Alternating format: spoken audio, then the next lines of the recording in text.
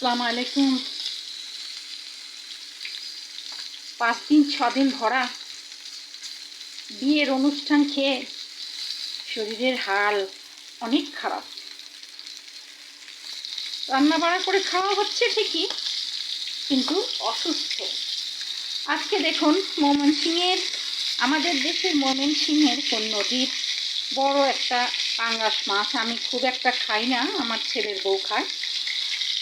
পাঙ্গাস ভাজা হচ্ছে। দেখুন, পাঙ্গাস পেঁয়াজ দিয়ে অনিয়ন দিয়ে ভুনা করা হবে।